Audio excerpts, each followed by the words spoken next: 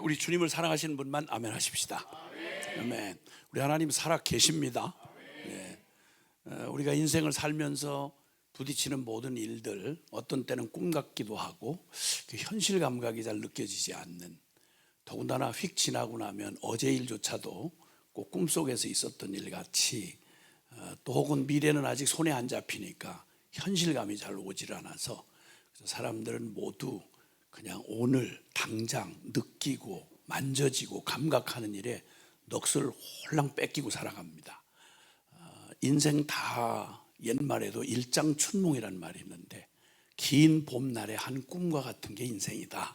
그렇게 해서 휙 지나고 나면 아무런 의미도 남지 않는, 왜 살았지? 먹기 위해 살았나? 살기 위해 먹었나?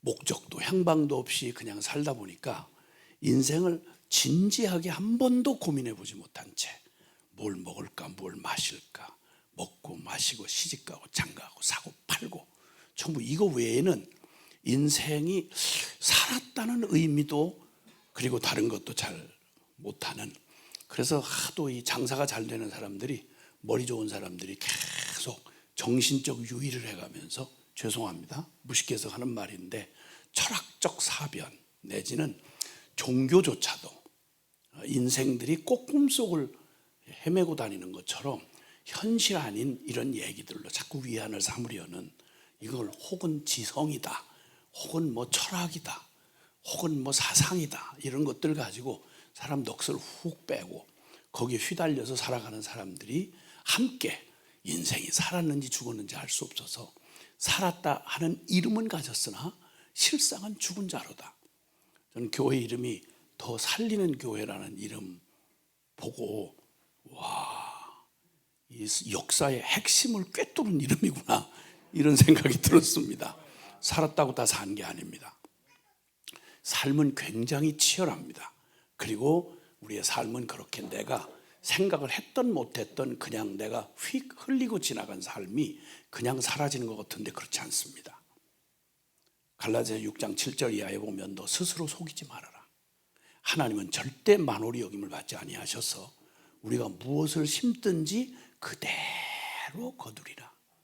생각 없이 뿌려놓은 정욕의 씨앗이 나중에 썩고 비참한 저주가 되어 우리의 삶의 발목을 탁 잡아채고 우리의 인생을 비참하게 몰고 가는, 이건 여러분 뭐라고 시를 쓰고 그리고 정신통일을 해도 여러분 냉혹합니다. 하나님이 지어놓으신 만물은 절대 꿈속을 헤매고 다니는 정신적 유희 따위가 아닙니다. 도를 닦아서 정신통일하고 살아가는 게 인생을 바로 살게 하는 게 아니라 완벽한 속임입니다. 냉정한 현실, 살았다는 생생한 이 현실, 이것은 반드시 심은 대로 거두고 믿은 대로 되어지는 것입니다. 그러니까 오늘 하루가 굉장히 중요한 것이죠. 삶은 굉장히 치열합니다. 그리고 고단합니다. 뭐라고 위로를 하고 뭐라고 속여도, 그리고 드라마에 빠져서 자꾸 환상적인 무엇에 빠져서 내 넋을 잃고 산다고 해서 내가 그리는 대로 되어지는 세상이란 없습니다. 미안하지만 긍정의 적극적 사고방식대로 되는 일이 아닙니다. 여러분, 진리대로 되는 거죠. 그래서 오늘 우리는 여기서 하나님 앞에 서서 드리는 예배는 우리 삶의 현장에서 우리가 느끼고 만지고 감각하는 게 그건 진짜 삶 같고, 예배당에 나와서 여기에서 잠깐 1시간 드리는 예배는 꼭 무슨 삶의 현실에서 잠깐 떠나서 정신적 위안받는 것처럼 생각하는 이 이상한 종교병에 든 교인들이 꽤 많다는 사실을 보고 깜짝 놀랐습니다. 여러분, 결코 그럴 수가 없습니다. 여러분, 치열한 삶이 실제이듯이 오늘 우리가 하나님, 살아계신 하나님 앞에 서서 드리는 예배를 통해서 우리는 단순히 한 프로그램을 지나가는 게 아니라 살아계신 하나님과 만나고, 그리고 그분으로부터 오는 위로와 생생한 현실인 그 영적 회복과, 그리고 우리를 새롭게 하시는 주님의 생명의 기운을 얻는, 살아계신 하나님을 만나는 현실 중에 진정한 현실, 그게 바로 하나님을 만나는 시간입니다. 오늘 그 주님께서 우리의 영혼을 일깨우셔서 잠들었던 영혼을 흔들어 깨우시고, 살았으나 죽은 것 같이 늘어져 있는 우리의 팔다리를, 영적 팔다리를 다시 한번 이렇게 세우셔서 기왕 사는 하루 단 한 번의 기회에 결코 헛되게 살다가 허망하게 끝나는 인생이 아니라 생생한 하나님 앞에 영원히 후회 없는 멋진 선택, 멋진 행동, 그래서 진짜 살았다고 하는 더 살리는 그런 역사가 오늘 이 자리에서 성령님에 의해서 일어날 것을 믿습니다. 할렐루야. 어제 급히 속보가 떴더랬습니다. 일본에 지진이 난 겁니다. 거의 7.0이라고 그러면 우리나라 이런 구조 정도의 건물이면 우리는 몽땅 깔려 죽을 만큼 어마어마한 강도의 지진입니다. 근데 그 지진이 예사롭지 않은 것은 거기서 공식적으로 이번에 100년이나 100 몇십 년 사이에 한 번씩 난카이 대지진이라고 하는, 지진이 아니고 대지진, 그게 얼마 전에 며칠 전에 북쪽에서 그 지진이 났는데 거의 진도 7 정도 되는 지진이 있더랬습니다. 얼마 지나지 않아서 며칠 만에 다시 일본의 남쪽 남단 끝에서, 그러니까 우리나라 남부 쪽하고 제일 가까운 쪽입니다. 그쪽에서 거의 7.0 되는 그런 강도의 지진이 났는데, 이게 위험한 건 위쪽 아래쪽에서 난 이게 난카이 계곡이라고 해서 일본의 그 지질 그 판에 의하면 이게 한 번 100년에 한 번씩 뒤흔들어 버리면 대지진이 일어나는데, 일본에서 공식 예고를 한 게, 방송을 통해서 일본 정부가 예고를 한 게, 만약에 예상대로 일주일 안에 대지진이 올 확률이 굉장히 높다. 그래서 경고를 공식적으로 했습니다. 지금. 그러면 만약에 우리에게도 닥칠 확률이 굉장히 큰데요, 그 여파가. 근데 약 30만 명이 죽을 걸로 그렇게 광고를 하는 거예요. 놀라지를 않으세요 지금? 괜찮아요. 놀랄 일이 한두 가지가 있어야지 뭐. 아직도 우리나라에서 난 건 아니니까 그래도 괜찮겠지 이렇게 생각하시는 것 같은데, 한 30만 명이 죽을 것으로 예상을 한다고 정부 보고가 그래요. 그리고는 대안이 뭔지 아세요? 다들 각자는 알아서 살 길을 찾으라는 겁니다. 맞아요. 여러분, 우리가 인생에 겪는 여러 가지 위험, 슬픔, 충격, 이런 일들은요, 그냥 개인 한 가정 이런 정도예요. 근데 대지진이다 이럴 때는, 여러분, 이건 패닉에 빠진다고 그러잖아요. 이건 두려움의 비중 자체가 다른 거예요. 엄청난 겁니다. 살 길 찾으라는 거예요. 왜? 일본 정부도 그 대단히 자랑하는 인간의 과학도 완전히 휴지 조각돼요. 그냥 예고 방송만 할 뿐이지 그걸 어떻게 대책을 세울 길이 없어요. 쓰나미가 한번 밀려오는데, 이번 며칠 전에 거기를 선교 여행을 다녀온 저희 팀원이 얘기를 하는데, 거기 쓰나미가 났던 곳에 쓰나미 기념 박물관이 이렇게 세워져 있는데요, 그때 왔던 쓰나미의 높이를 이렇게 보도록, 사람들의 경각심을 주느라고 보도록 거기다 세워놨는데, 그때 쓰나미의 높이가 약 15m가, 상상을 해보세요. 15m면 여기 1층 높이가 보통 3m, 아파트 한 층 높이가 3m 정도 돼요. 5층 높이가요, 바닷물 전체가 일어나서 통째로 갔다가 밀려온다고 생각을 해보세요. 근데 이제 올 난카이 대지진의 예고에 예상하는 그 파도의 높이가 약 30m 파도가 덮친다. 이러면 여러분, 여기 지나가는 저 교각 도로 있잖아요, 저거의 몇 배가 되는 높이로 산 전체가, 태백산맥 전체가 다 들이때려버리는 그러한 어마어마한 일이 일어나요. 상상도 할 수 없는 일이 저와 여러분 눈앞에, 코앞에서 어른거리면서 지금 예고 방송을 보여주고 있습니다.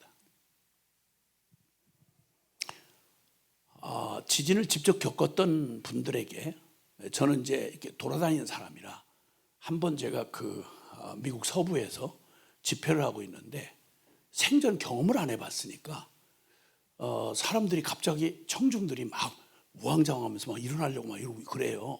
근데 난 왜 그런지 잘 모르고, 근데 제가 느낌이 노아 방주를 탄 느낌이 드는 거예요. 강단 전체가 뭐가 이렇게 배 탄 것처럼 이래. 난 그런데도 몰랐어요. 그리고 여기 매달렸던 이 저 기계 이거하고 스크린, 커다란 스크린이 제 앞에서 이렇게 막 흔들거리는 거예요. 그래서 난 잘 모르니까 막 강단에서 마이크를 잡고 막 소리를 지르는데 불안에 빠진 이 사람들이 도저히 압박을 견디다 못해가지고 한 사람이 드디어 일어나서 뛰쳐나가려고 하는 조짐이 보이는 거예요. 앉으라고 그랬죠. 앉으라고 소리를 버럭 질렀죠. 왜냐하면 난 지진을 못 겪어본 사람이니까. 그러니까 뭐 말씀 듣는데 뭐이 놀란 강아지처럼 일어나고 난리냐고 말이야. 뭐 때문에 그래요? 난 지진인 줄도 모르고 지진 때문에 그래요? 뭐 이런 식으로 앉으라 하고 다 해봐야 죽을 인생들이 뭐 이렇게 겁이 많아.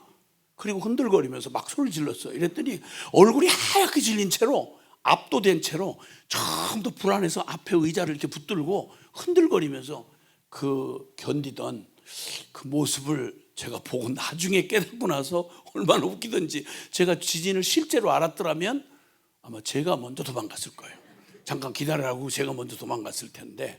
근데 그런 제가 저기 그 태평양 한복판에 있는 섬에 집회를 끝내고 나서 거기서 그때 당시 제가 갔을 때 당시에 7년 전에 그 섬 전체가 흔들리는 그런 지진을 경험했던 거기 목사님이 저를 그 집회가 끝나고 나서 하루 그 조그마한 손바닥만한 섬을 투어를 시켰어요. 그러면서 자기 겪었던 지진 체험담을 얘기를 하더라고요. 체험을 얘기하는데 와, 지진은 정말 가공할 만한 것입니다. 여러분도 실감이 안 나서 지금 지진 지자만 나와도 숨이 잘 안 쉬어지고 답답하고 막 이래야 되는데 편안하게 아무 자극도 안 받으신 채로 그냥 눈만 껌뻑껌뻑. 그래서 왜 지진 얘기야 뭐 이런 표정이세요. 못 느껴서 그래요. 못 느끼신 게 정말 다행이에요. 그래서 어쨌든 그분한테 얘기를 듣는데 폐일을 하고 지진이 나던 날 자기가 서 있는 이 땅이요, 그 섬이 전체가 바위로 됐다는데, 하나의 바위로 이 전체가 다 흔들리는데 자기 눈앞에서 그 섬에 유일하게 제일 높은 고층 빌딩이 오피스텔이란 사무공간하고 그 주거공간이 같이 있는 걸 오피스텔이라고 그래요. 처음 들어보시죠? 그냥 오피스텔이라는 게 있어요. 그냥 그런 게 있어요. 있는데 그게 10층 오피스텔이 있었는데 그게 그 섬 중앙에 있으니까 어디서도 잘 보이는 그게 자기 눈앞에서요. 처음엔 자기가 착시가 일어나는가 했대요. 근데 흔들리면서 그게 분명히 흔들리는데요. 이 10층 높이의 콘크리트 건물이요, 엿가락처럼 이렇게 그냥 눈에 보이는데 피사의 사탑은 잽도 아니고 이렇게 흔들리더라는 거예요. 오피스텔이. 와, 그 끔찍한 시간 안에 거기에 제일 높은 꼭대기 제일 비싼 그 오피스텔을 가지고 거기서 조그만 비즈니스를 하는 자기 교회에 나오는 믿음은 없는데 집사, 그걸 날라리 집사라 그래요. 보통 영어인지 한국말인지 잘 모르겠는데 그걸 날라리 집사라고 그러는데 그 날라리 집사가 있었어요. 조그만 비즈니스를 하는 사람이. 그런데 거기에 10층에 그 자기 교인이 거기 있는 거잖아요. 와, 나중에 살아났어요. 이분이, 그 날라리 집사 그분이 살아났어요. 살아나가지고 지진 경험을 얘기하는데 지금도 얘기하면 자기가 긴장이 된대요. 근데 그 어떤 걸 경험했냐면 지진 중에 진짜 무서운 지진을 경험했는데 이렇게 흔들리는 곳에 여기서부터 높을수록 진폭이 크잖아요. 이게 그러면 오피스텔이 만약 이만하다면 그냥 여기서 이렇게 기울어지면 이쪽에 있는 분이 날라서 이쪽에다 처박히는 거예요. 이쪽으로 가면 책상이고 사람이고 그냥 날라서 처박히는 거예요. 그러니 이렇게 진폭이 여진까지 막 이렇게 되는데 와, 근데 이 집사님이 워낙 생존 본능이 뛰어난 분이라 거기서도 안 죽고 살아난 거예요. 대단한 집사죠.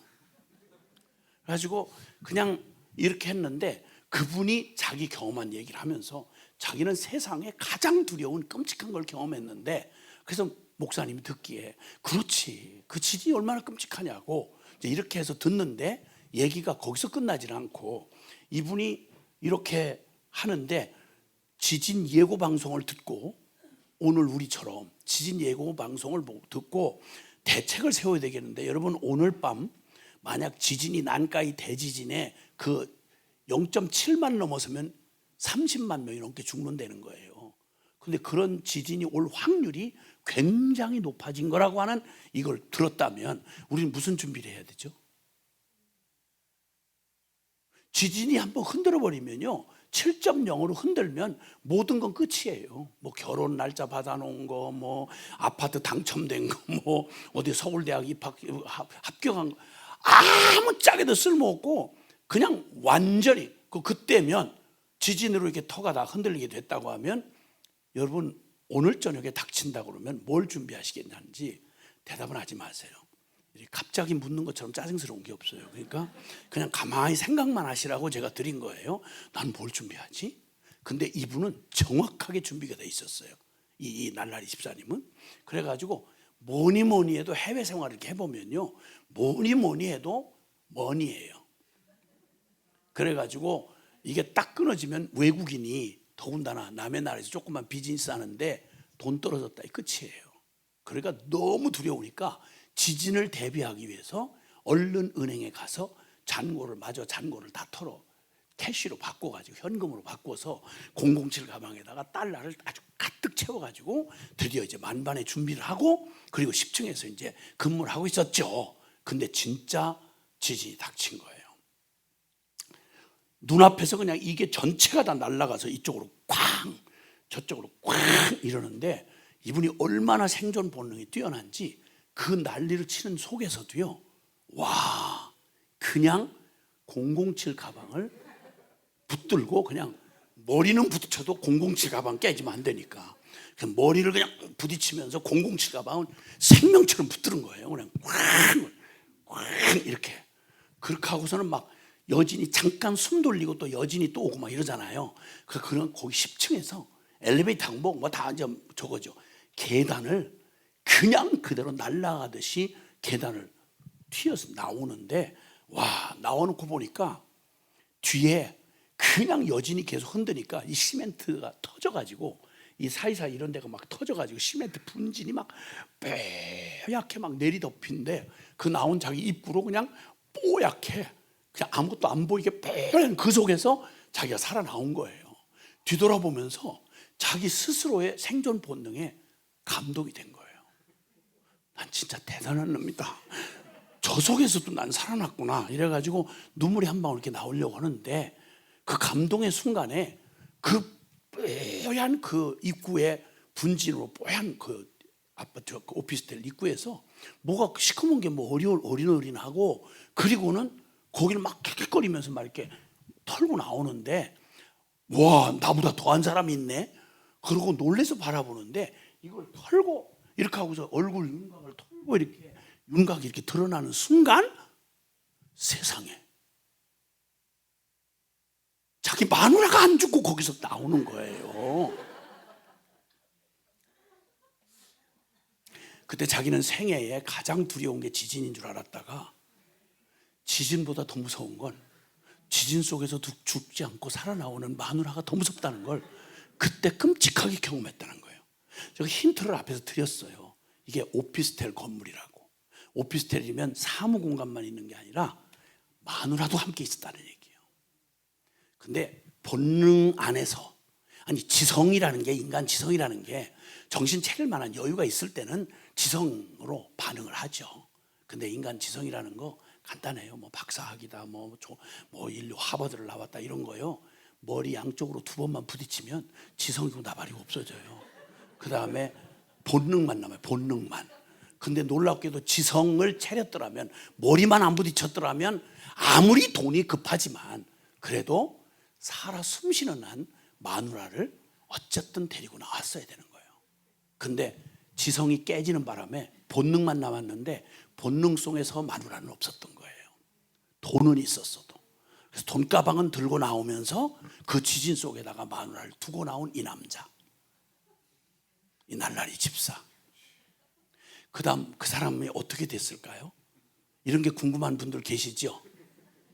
그런 쓸데없는 관심 끝내시고, 나는 그런 잔인한 얘기를 저는 마음이 여려서 그런 잔인한 얘기를 못 하겠어요. 그놈이 어떻게 됐을지. 그때 비로소 깨달은 거예요. 세상에 겪을 수 있는 두려움 중에 끔찍한 이 지진은 말할 수 없이 두려운데, 그보다 더 두려운 건 그 지진 속에서도 죽지 않고 살아나온 마누라가 지진보다 더 무섭다는 사실을 깨달았다는 거예요. 성경은 재밌게도 이런 사건을 기가 막히게 한 절로 정확하게 표현하신 게 있어요.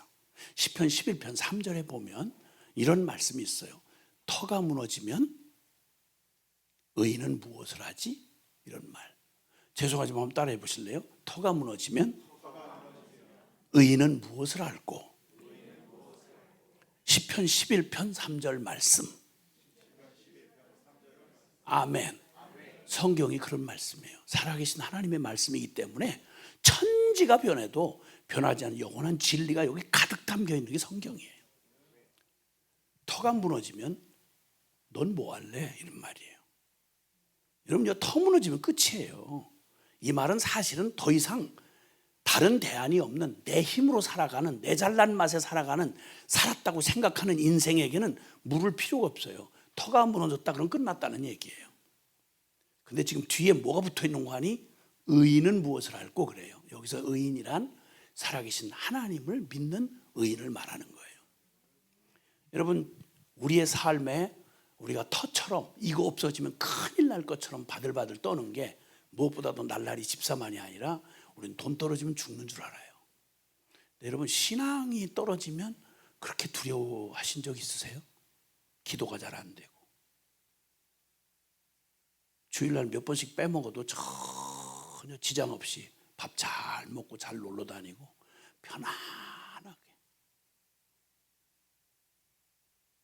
말씀을 안 읽어도 전혀 감각 없이 반응할 수 없는 영적인 중병 상태를 알면서도 전혀 감각을 못하고, 예배당에서 보이는 모습하고 내 집안에서 보이는 모습하고 달라도 고민과 갈등이 전혀 없고, 살아계신 하나님 앞에 섰다는 고람되어, 하나님 면전의식이라고 말하는데 살아계신 하나님이 분명히 보고 알고 계시는데 내 삶이 전혀 하나님 안중에도 없이 그 영적 치매에 걸린 사람처럼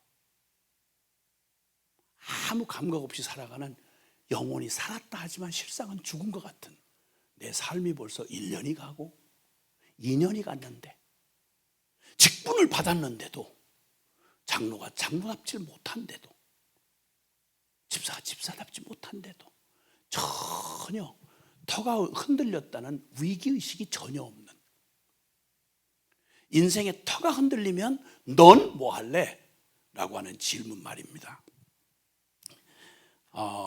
그러니까 사실 우리 삶에 내 인생의 터라고 생각하는, 그런데 돈 잔고 떨어지면 불안해 못 살죠. 그렇죠? 고지서 받고 나면 잠이 잘 안 오시죠. 네. 병원에서 진단서 좀 받고 나면 검진했는데 정밀검사가 필요합니다, 이 말만 들어도 여러분 불안해서 밥이 잘 안 넘어가죠. 땅값이 올라가고 정치 지금 상황이 이렇고 이러면 불안해 죽겠는데, 그래서 내가 인생에 뭘 터로 삼고 사는지가 하나님이 내 인생의 터가 아니야. 내 영혼이 내 인생의 터가 아니라 그냥 눈에 뵈는 거, 온통 돈 떨어지면 죽는 줄 알고, 남이 날 이렇게 보면 쪽팔려서 어떡하나, 왕따 당하면 어떡하나, 대학 못 들어가면 어떡하나, 내 자식도 취업 자리 안 열리면 어떡하나, 전부 다 그냥 전전긍긍. 거길 딱 보면, 뭘 두려워하는지를 보면 여러분이 내 인생의 터를 무엇으로 삼고 있는지가 분명히 드러나요. 근데 주님 말씀하죠. 너 건축을 하는데 어리석은 것처럼 모래 위에 집을 짓지 말아라. 싸게 든다, 빨리 할 수 있다, 쉽다, 이런 이유로 집을 짓는 놈이, 쉽다는 이유로, 싸다는 이유로, 가성비 높다는 이유로 모래 위에다가 집을 짓는 어리석은 짓을 하는 놈. 아니, 해변가에 여름에 하룻밤 즐기다가 없어진 방가로를 지으면 몰라도 적어도 내 일생 투자해서 집을 짓는 놈이 그걸 모래 위에다 집을 짓는다. 이거 미쳐도 이런 미친 게 없잖아요. 어리석은 자가 되지 말고 반석 위에 집을 지으라고 주님이 말씀합니다. 여러분, 내 인생의 터는 지금 반석입니까? 내가 그토록 전전긍긍하는 사람들의 인정평판, 돈, 사람들의 세력, 직장, 여러분 이게 전부 내 인생의 터라고 생각하고 그것 떨어지면 죽는 줄 알고 신앙생활도 그것 때문에 못하고 예수님 뻔히 알면서도 예수님은 안중에도 없고 이것 때문에 전전긍긍하고 나이를 시컷 먹고 살 만큼 산 후에도 은퇴를 하고 나서 고작 한다는 게 맛집이나 찾아다니고 하나님 만날 생각을 눈꼽만큼도 안 하는 이 겁이 없는 인생들 말입니다. 죽을 날을 받아놓고 지금 살아가는데 몇 년도 남았다고 남의 장례집에 가가지고 울어줄 여유가 있습니까? 내 친구가 금방 관에 들어가서 불에 타서 없어진 거 뻔히 보면서 거기 눈물 흘리면서 나는 안 그럴 것처럼 무슨 코미디가 이런 코미디가 있습니까? 죽음을 다 받아놓고 사는 사람들인데 제 말이 틀렸습니까? 성경이 말하거든요. 히브리서 9장 27절에 사람이 한 번 죽는 건 하나님이 정한 법이요. 이건 정권도 못 맡고 사상도 못 맡고 무슨 당도 못 맡고요. 천하 없는 철학도 그 누구도 이건 막을 수가 없어요. 하나님이 정해놨기 때문에 죄송하지만 여기 계신 분 중에 예수님이 오시는 일 빼놓고는 반드시 죽으신다고요. 반드시. 듣기 싫든 좋든 우리에게 가장 확실한 스케줄은요, 죽음이라는 스케줄이고요. 죽음이 확실하면 그 다음에는 그 두려우신 하나님 앞에 내가 산 모습 그대로 쏟아놓은 말 그대로 심판이 있으리라고 성경이 말합니다. 그러면 천하 어떤 주제보다 제일 다급하게 내 인생의 주제, 나는 그 하나님 앞에 섰을 때 난 진짜 흔들리지 않는 반석에 내가 서 있나? 물어봐야 되는 거예요. 자, 그러면 내 인생의 터라고 생각하는 많은 것들 지금 뭐 돈이 있다 없다, 건강이 있다 없다, 사람들의 인기가 있다 없다, 취직을 잘했다 못했다, 이런 것들은 전부 경험하셨지만 수없이 변해요. 그리고 그거 끝났다고 다 끝난 거 아니에요, 인생은. 근데 진짜 중요한 게 있어요. 성경이 말한 거예요. 하나님의 말씀이 그래서 진리예요. 죄송하지만 한번 따라 합시다. 잠언 4장 23절 말씀. 무릇 지킬 만한 것보다 더욱 내 마음을 지키라.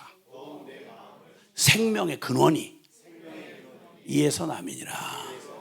아멘. 아멘. 육체에 뭐가 조금 병만 생겨도요, 사는 날 동안 참 불편해요. 그리고 힘들고요, 두려워요. 병원에 일단 끌려갔다 그러면 여러분, 병원에 기분 좋게 갈 사람은 없어요. 다들 살자고 가긴 가는데 진짜 오죽했으면 마취 시켜놓고 째잖아요. 한 번 한다고 해결되는 것도 아니고, 암 투병하려면 제 아내도 2000년도에 암 선고를 받았거든요. 집안 전체 스케줄이 스탑이었어요. 난 여자의 비중이 그렇게 큰 줄 몰랐어요. 딱 그냥 스톱이더라고요. 그냥 다른 기도가 복잡할 게 없더라고요. 하나님, 한 번만 살려주세요. 한 번만. 지금 준비가 안 됐습니다. 애들은 어리고 일 없는 전도자로 오늘은 이고 내일은 저고 떠돌아다니는 무명의 전도자의 무소유인데 준비가 안 돼 있습니다. 하나님, 한 번만 살려주세요. 간절이고 자시고 뭐 누가 얘기할 필요도 없어요. 하나님 앞에 복잡한 말 할 것도 없어요. 한 번만 살려주세요. 우리 막내 고등학교 졸업할 때까지만, 아직 초등학생인데 고등학교 졸업할 때까지만 살려주세요. 한 번만요. 한 번만요. 인생 복잡한 것 같지만 여러분, 인생의 가장 중요한 생명의 근원, 살린다면 뭘 살려야 교회는 진정 살리는 교회가 될까요? 여기 이 말씀에 의하면 너 지킬 만한 모든 것보다 더욱 네 마음을 지켜라. 왜? 생명의 근원이 마음에 있기 때문이다. 그러니까 여러분, 마음 병들면 다 병든 거예요. 마음 잃어버리면 다 잃어버린 거예요. 마음 썩으면요, 다 썩은 거예요. 근데 여러분, 마음을 잘 지키고 계세요? 여러분, 마음은 안녕하십니까? 그 마음 상태 그대로면 하나님 만나도 괜찮으시겠습니까? 옷은 남에게 주일날 오려면 아무리 바쁘고 힘들고 피곤해도요, 머리 손질해야 되고요, 세수해야 되고 양치질 해야 되고, 옷 그래도 단정하게 준비하고 오셔야 돼요. 왜냐하면 금방 반응이 오니까. 근데 마음은 누가 보질 못하니까 그냥 뒤집어져 어젯밤 늦게까지 정신 사나운 염려, 근심, 그것도 아니면 핸드폰 밤늦게 새벽까지 그냥 이거 들여다보다 눈 안이 빨개지도록 잠이 들 깬 채로 허둥지둥 나오는데 하나님 하자도 거룩 거자도 준비가 안 된, 그냥 완전히 옷으로 말하면 그냥 막 엉망진창 난리가 된 채로, 왜냐하면 마음을 보는 사람이 없으니까. 그리고 와요. 그 수만 명의 교인들이 그러고 모여서 멋진 콘서트 같은 예배에 가만히 준비 안 하고 와도 감동되네, 눈물 찔끔 나오네. 그리고 1시간도 인색해서 시간 1분만 넘으면 시계 계속 보다가 축도도 끝나기 전에 먼저 기어나가는, 이게 한국에 성공했다고 하는 대형교회 예배 모습이라는 걸 제가 40년을 돌아다니면서 여기저기서 많이 봤거든요. 궁금하지가 않도록. 근데 누가 여러분의 마음을 걱정해 주죠? 여러분은 여러분 마음에 대해서 걱정하셨어요? 정기 검진은 받아보셨어요? 대책은 세우셨나요? 그 더러운 마음, 거짓된 마음, 나도 내 마음을, 내가 나를 속이는 이 기가 막히고 부정하고 부패하고 썩고 사기적인 내 마음이 어디서 어떻게 고쳐야 되는지 여러분 이거 고민해 보셨냐고요.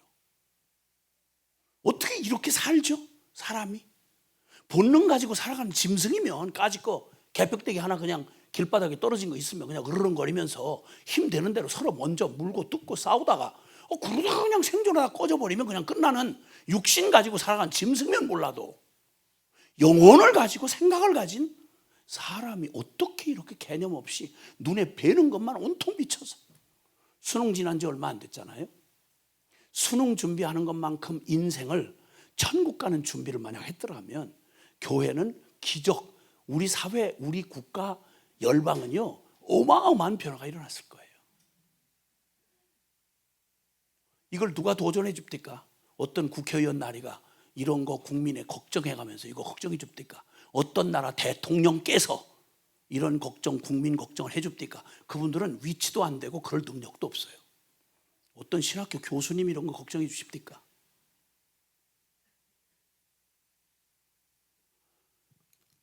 주님이 말씀해요.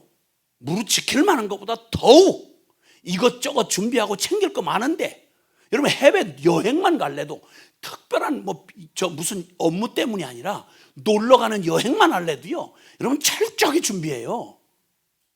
단체 여행만 할래도 해외 나가려면 놀러 가는 것도 그렇게 준비를 하는데, 내 인생 그렇게 장난이 아니라니까요. 생생한 현실이라니까요. 발 한 번 잘못 디뎠다가는 그냥 천길랑 떨어지러 그냥 그대로 처박는다니까요.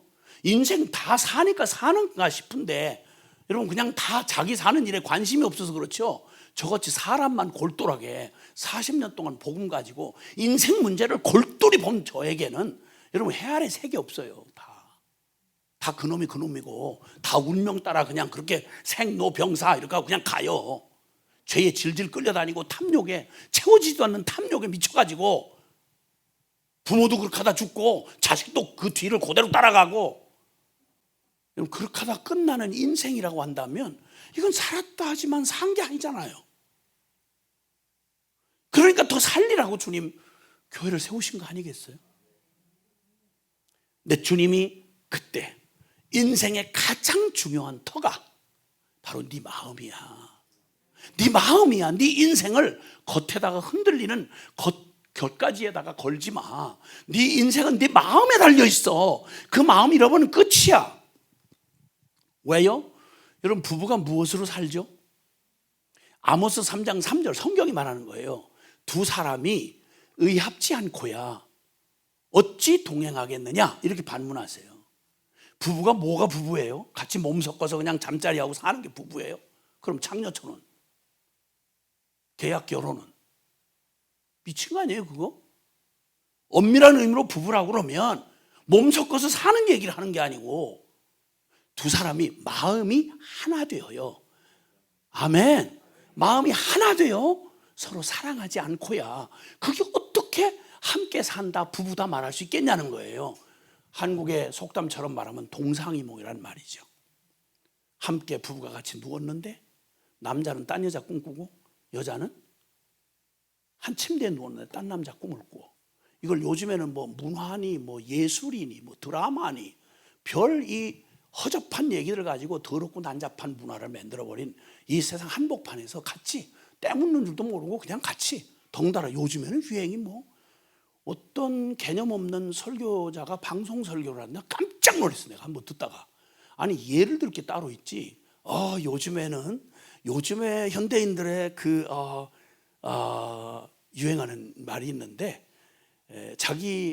그러니까 부부 말고 다른 프렌드를 갖지 못한 사람은 장애라고 농담을 한다. 이걸 설교하는 사람이 방송 설교에서 예를 하고 들고 앉았더라고요. 부부 외에 다른 파트너, 내 남편 말고 그 재미없는 남편 말고 애인 하나 따로 두지 못한 거는 모자란 게 아니라 장애다. 이런 농담이 돈다더라.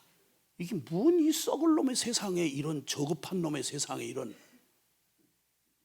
농담이라도 이게 말이 무슨 동호회다 무슨 산악회다 뭐다 동창회다 이렇게 만나서 겁대가리 없이 기준이 무너진 이 도덕이 그냥 처박힌 이 시대를 살아가면서 이거는 무슨 할 수 있다고 할 짓이 아니잖아요. 말이라고 다 말이 아니듯이 길이라고 다 길이 아닌 것처럼 어쨌든 그래서 마음이 타락하면 마음이 병이 들고 오염이 되면요 말할 것도 없어요 그냥. 그래서 제일 위험한 게 사람 혈액이 오염된 혈액을 갖잖아요.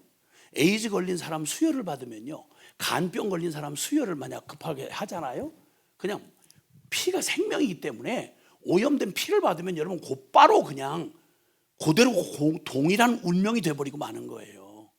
근데 죄가 바로 내 마음을 가장 혈액보다 더 중요한 게 내 영혼의 마음인데 마음이 만약에 오염이 됐다. 죄로 음욕으로 이런 타락한 이런 죄성으로 내 심령이 내 마음이 오염이 됐다. 그럼 그 인간 아무리 싸고 바르고 훈련하고 별짓 다 해도요 그가 어디에 있느냐 아무런 상관없어요. 마음 잃어버리면 다 잃어버리는 거예요. 직분이 뭐냐 뭐 지식이 어떠냐 위치가 어떠냐 아무 상관없어요.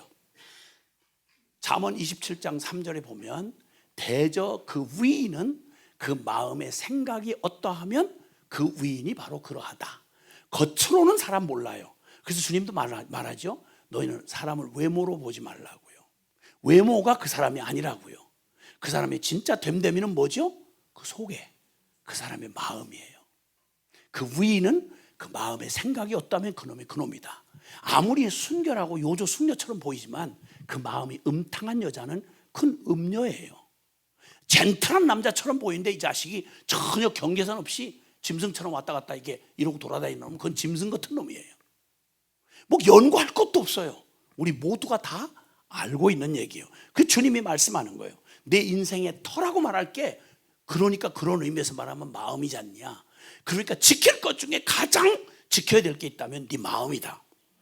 네, 여러분 마음이 병이 들면 잠언 18장 14절을 보면요 병 중에 가장 악한 병, 요즘 병이 많아서 에이즈다 뭐 문둥병이다 뭐 무슨 병이다 사스다 뭐 흑사병이다 별의별 병이 많지만요 그건 육신의 생명에 잠깐 위해를 고통을 줄 뿐인데 병 중에 가장 악한 병, 아무리 어떤 육체의 질병도 심령의 마음의 즐거움이 모든 병을 육체의 질병을 이기려니와 만약 마음이 병이 들면 누가 능히 고치겠느냐는 거예요.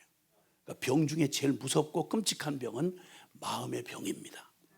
가족들하고 같이 살면서 가족들을 정말 가슴 아프게 하고 정말 생지옥같이 고통스럽게 하는 건 돈이 없다든지 뭐 병이 들었다든지 뭐 집이 좀 불편하다든지 뭐 시대가 요란스럽다든지 이런 따위의 외부 조건이 아니고요, 진짜 마음으로 하나 될 수 없는 가족들의 갈등, 그 마음 안에 변하지 않는 자식들의 그 미친 마음을 품고 변하지 않는 자식 새끼 두고 살면 남자 여자가 같이 평생에 어떻게 같이 사는데 그렇게 안 맞는 사람이 만났는지 신기할 정도로 골라도 어떻게 평생에 그 많은 여자 중에서 해피리면 그 여자를 내가 골랐나?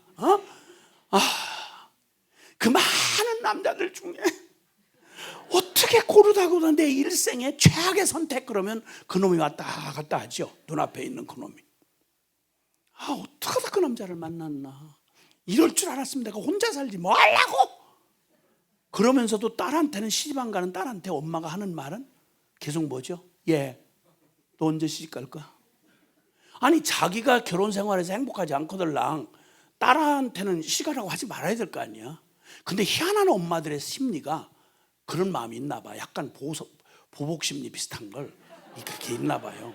그래서 너무너무 속을 새기는, 사춘기에 너무 속을 새기는 딸년을 두고 견디다가 뭐한 엄마가 할 수 있는, 딸에게 줄 수 있는 최악의 저주가 있대. 엄마의 저주. 그게 뭐냐면 너무너무 속을 새기고 너무 그냥 아주 어떻게 저런 게 내 뱃속에서 나왔나 싶은 그런 딸을 보고 견디다가 하는 엄마의 인류 역사 최악의 무서운 엄마의 저주가 뭐냐면, 너 인연? 너도 시집가서 너하고 똑같은 거 나가지고 너도 당해봐라! 뭐 이 저주가 엄마가 딸에게 할 수 있는 최악의 저주래요. 저를 쏙 빼다 닮은 거지. 지가 그 짓을 했거든. 쌤통이라고 그러면 안 되지. 네. 마음 잃어버리는 끝이에요. 여러분, 성경 역사의 가장 위대한 왕이었던 다윗 왕, 그리고 그 아들 솔로몬, 이 두 사람을 평가하시는 하나님의 평가는 딱 한 줄로 나와 있어요. 그게 열왕기상 11장 열왕기상 11장 4절에 있는 말씀인데요. 솔로몬이 역사에 전무후무하게 한 인생이 누릴 수 있는 모든, 우리가 복이라고 생각하는 모든 걸 다 누렸어요. 부귀, 영화, 장수, 거기다 처천만, 부인들만 1000명이었어요. 1000명. 부인만 1000명. 그것도 막 생긴 여자 데리고 왔겠어요? 모든 나라의 공주급에 해당하는 그 공주들 중에서 뽑고 세속에서 생긴 것만 골라서 삼은 여자만 처천만 1000명이에요. 그러니까 그거 보세요. 그러니까 그게 얼마나 어마어마한 복을 다 누렸는데요. 그런데 성경 하나님이 딱 한 줄로 그 인간 낙제 점수를 딱 줄 때요, 기준이 뭔지 아세요? 정치를 잘못했다, 뭐 인사관리를 잘못했다, 뭐 뭘 못했다, 이런 얘기 한마디도 없고요. 다윗 왕과 솔로몬을 비교하시는 하나님의 기준이 뭐냐면, 인간 됨됨이를 하나님이 평가하는 평가의 기준이 뭔지 아세요? 이렇게 말씀하세요. 열왕기상 11장 4절에 있는 말씀이에요. 솔로몬 왕의 마음이 그 아비 다윗의 마음과 같지 아니하여 하나님 앞에 온전치 못하였더라.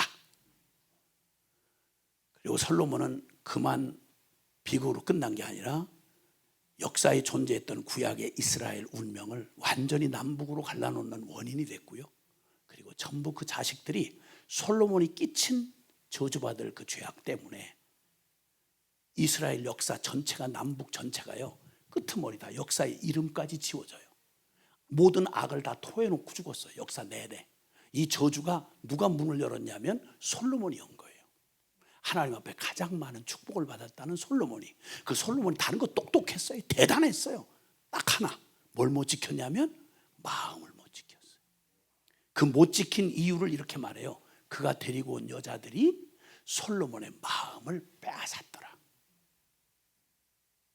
남자는 힘으로 특징 진다면 여자는 영향력으로 특징 지어져요. 여자는 사람을 움직이는, 마음을 움직이는 영향력이 있어요. 그러니까 위험한 거예요. 형제들은 여자를 조심하셔야 돼요.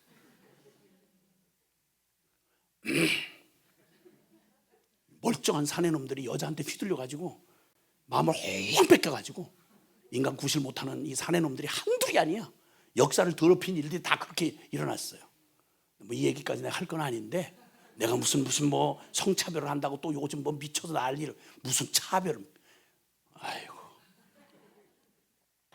솔직히 말하는데 여러분, 선악과를 누가 먹었어? 내가 뭐 길게 얘기하고 싶지 않았는데, 이게 얘기하려면 슬슬 용서를 몇 번 했는데 다시 얘기할 때마다 화가 나요. 내 천국 가면 내 하와 누님 내가 딱 만나는 순간 내가 그냥 안 두려고 내가 작정하고 있어 지금. 그리고 또 지금 중동 문제, 저 이슬람하고 지금 와 난리도 아니잖아요. 저 중동 문제 뿌리 어디서 나온지 아세요? 그 우리 아브라함 부인 사레 누님 있잖아요. 사레 누님, 그 누님이 그 난리를 치는 바람에 이스마엘 나가지고 이스마엘 후손들이 지금 중동의 아랍 그 아니에요. 주여. 누구 때문에? 그 누님 때문에. 누님 때문에. 주여. 우리 뭐 딴 얘기할 것도 없고, 우리 요셉 형님, 세상의 인류 역사에 그런 멋진 남자 어디 있어? 그 우리 요셉 형님을 그렇게 억울하게 누가 그 짓 했어요? 보디발 마누라가 그따구 짓을 한 거 아니야. 그 중년 권태증 걸린 중년 부인, 그 거지 같은 매 여자가 글쎄, 아니 여기다 손찌검을 할 때가 따로 있지 글쎄. 아무리 노예지만 그 순수하고 그 깨끗한 요셉 형님한테 그냥 육탄 공격을 하고 막 붙잡고 매달리면서 요셉 차라리 나를 죽여 이러고 매달린 바람에 거룩한 요셉이 어떻게 그걸 그러겠어요. 옷을 남기고 그냥 도망갔더니 세상에 저 요셉이 히브리적 노예가 나를 글쎄 겁탈하려고, 지가 중년 부인인데 뭐 하려고 젊은 요셉이 저를 겁탈하려고 그래. 중년 부인 강간 비수죄를 뒤집어 씌워가지고 요셉의 생애를 더럽히려고 악하게 쓰임받은 게 바로 그 여자예요. 여자. 주여. 뭐 남자가 세상을 괴롭혔다고 그러는데 너무 일방적인 얘기예요. 우리 형제들 어깨 좀 피시길 바래요. 뭐 다 저 피차에 마찬가지야 다. 요즘에는 또 남자들이 그냥 길을 못 쓰고 살더라고. 부인한테 맞고 사는 남자가 있다는 말을 들었어 내가. 사실이에요 이게? 주여. 남자들 힘을 기르세요.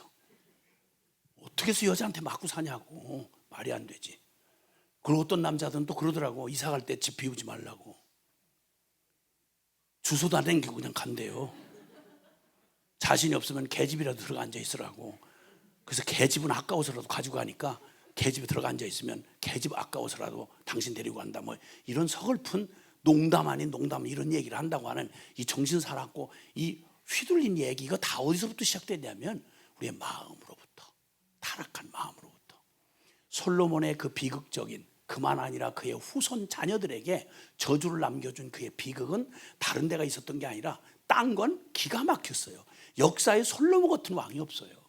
그런 제국의 왕이었어요. 지혜의 대왕이었고요. 솔로몬 성전이라고 말할 만큼 하나님의 지혜를 받아가지고 성전 지었던 사람이에요. 모든 기회를 그렇게 누렸으나 딱 하나, 자기가 기록한 말씀이 잠언서예요.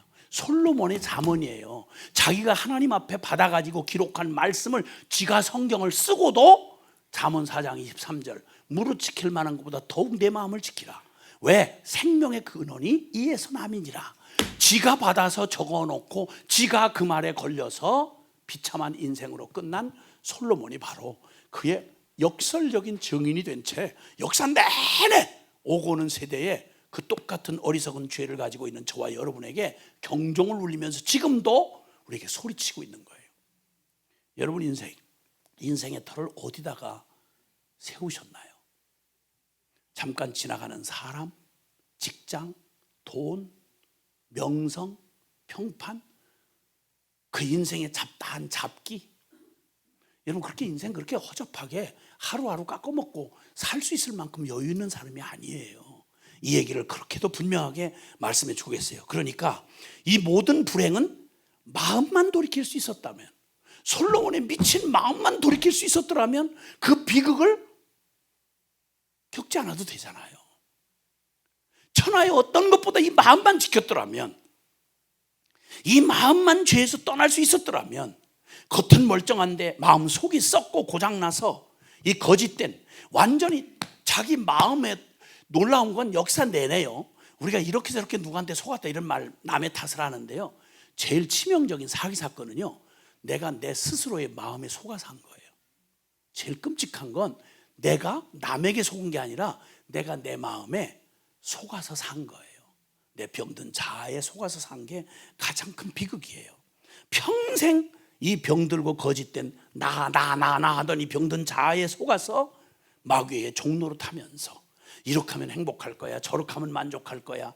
평생 하나님 진리 떠난 채 네가 할 수 있어, 너는 할 수 있어, 긍정의 적극적 사고방식으로 뭐 이런 말에 속아서 일평생을 속아서 살다가 끝내 비참하게 내 것도 아닌 남의 것도 아니라 내가 내 마음에 속아서 헛된 자만, 헛된 교만, 헛된 정욕, 이게 난 줄 알고 거기에 속아서 자아가 시키는 대로 미친 듯이 그러다 중독되는 거죠. 성중독, 돈 중독, 포르노 중독, 거기다 마약 중독, 술 중독, 담배 중독 이렇게 하다가 결국 잘난 놈이나 못난 놈이나 모두가 가는 그 비참한 심판의 길로 가는 게 인류 역사가 전체가 걸어갔던 길이에요. 성경이 그거 말하고 있는 거예요. 그러면 결론으로 예레미야 17장 9절에 결론이에요. 예수님께서 인간의 마음에 대해서 진단을 하시는데 이렇게 말해요. 세상에 만물보다 가장 거짓되고 썩은 부패한 것은 인간의 마음이라 누가 능히 이를 알리오마는. 사랑하는 여러분, 한번 묻겠습니다. 여러분 마음을 여러분 자신이 아실 수 있겠어요? 나는 내 마음을 내가 안다 이렇게 말할 수 있잖아요, 그죠? 근데 여러분 제일 모르는 게 내 마음이에요. 왠지 아십니까? 연애할 때는 내 마음이 미쳐서 연애했잖아요, 그죠? 근데 갑자기 연애하고 얼마 지나지 않아서 결혼하자마자 마음이 확 식어가지고 그 이상한 그 마음은 여러분이 아세요, 그걸? 내 마음 왜 이러지? 왜 그때는 이렇게 미쳐가지고 이렇게 좋았는데 안 보면 미칠 것 같고 그냥 보고 또 보고 싶고 막 이랬는데 그 발광나던 내 마음이 갑자기 이유도 없이 식어진 거예요. 내 거다 싶고 결혼하고 나면 그 다음에 안타까울 필요가 없어요. 그냥 또 보는 게 짜증나는 거지. 무대도 안 바뀌고 출연진도 안 바뀌는데 거기 그렇게 하고 있어서 마음이 이렇게 요동치는 내 마음이 어떤지만 알았으면 여러분 마음을 분석하고 내가 내 마음 이건 틀린 거야, 미친 짓이야, 이렇게 하지 말아야지. 내 마음이 내 거라면 누구도 불행할 사람이 없죠. 전부 후회하는 이유가 뭐냐면 내가 내 마음이 내 마음대로 되지 않는다는 거예요. 그렇죠?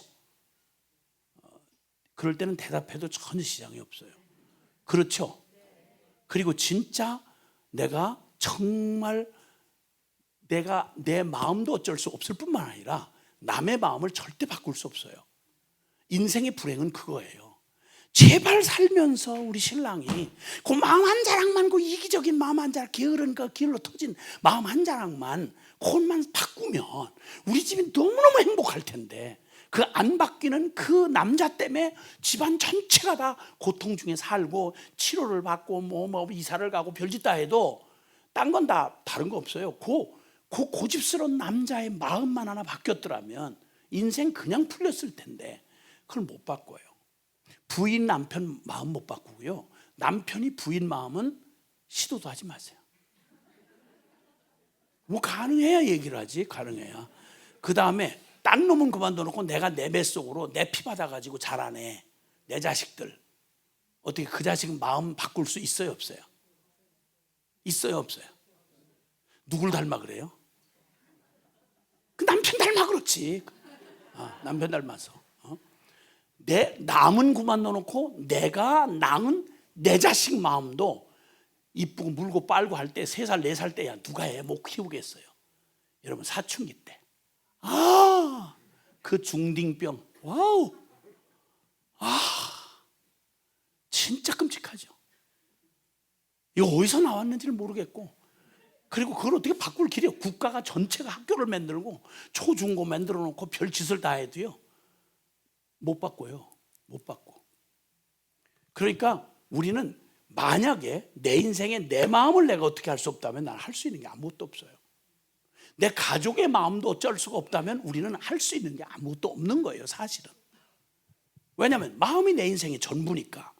근데 그 마음이 그냥 중립적인 마음인 줄 알았더니 성경이 깊이 죄의 오염이 돼서 만물보다 거짓되고 심히 썩고 부패한 것은 인간의 마음이라 누가 능히 이 마음을 알리오마는, 그러니까 이 마음을 알 수 있는 건 인간끼리는 없어요. 심리학자 몰라요. 천하의 누구도 몰라요. 오직 하나님만이 아신다는 거예요. 그게 성경의 결론입니다. 저희 뭐 남의 얘기는 할 수가 없어서 저희 집안 얘기를 할 수밖에 없는데, 저희 아버지가 한마디로 말하면 저희 가족에게는 저승사자였어요. 저승사자. 그러니까 예수 예자도 모르고 그 교회 교자도 모르는 안모태 집안에서 자랐는데, 우리 아버지가 제가 어릴 때 봤으니까, 아버지는 워낙 커 보이잖아요. 그런데 아버지가 동급의 같은 사람, 뭐 대단한 분은 아니에요. 근데 동급의 사람들에 의하면 일정 시대 때 사셨거든요. 일제 시대 때, 일제 치하에서 사셨는데, 그때 많은 사람이 비참하게 어려움을 당하고 막 이랬는데도 불구하고 일제 시대 때도 잘 살아남으셨어요. 그리고 6.25 동란 전쟁 때에도 그 집안 장손이라서 집안 떨거지를 데리고요, 그 기가 막힌 생사가 오고 가는 그 속에서도 잘 살아남으셨어요. 나무 껍질 벗겨 먹던 그 비참한 얘기들 많이 듣잖아요. 근데 우리 집에는 쌀밥이 떨어지질 않았대요. 그만큼 재능이 있으셨어요. 근데 죄송하게도 다른 돈 버는 재주가 있었는데, 좋은 일로 돈을 버는 게 아니라 고급 기생집을 하셨어요. 술집을 하는데, 그 접대부들 있잖아요. 요즘으로 말하면 탤런트 그러면 같이 취급받는 걸 창피하게 생각할 정도로 대단하고 고고한 고급스러운 접대부들이 있어요. 외모 그냥 완전히 세속적이고요. 그리고 춤과 그 시를 할 줄 알고, 그 춤과 노래에 일가견이 있어야 돼요. 그리고 매너 끝내주고요. 그러니까 제가 어렸을 때 기억에, 뭐 제가 어떻게 알겠어요? 들려주니까 알지. 아버지가 사장이기 때문에 제가 거기 미성년자 출입 절대 금지 구역을 저는 프리로 이렇게 드나들었어요.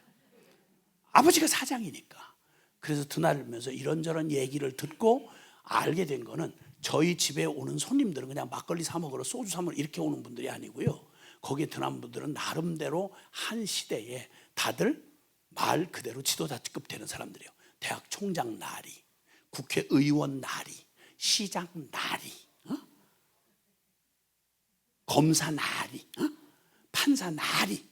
지금은 그런 분들 없어요. 대한민국 어떤 나라인데 그런 술집 기생집 드나드는 그런 잡놈들이 있겠어요? 없어요. 국회의원 중에 어디 술집 들어가서 해롱해롱하고 지 딸 같은 애들 성추행하면서 그렇게 하는 놈이 어디 있겠어요? 지금 이 서슬퍼런 대한민국에 없어요.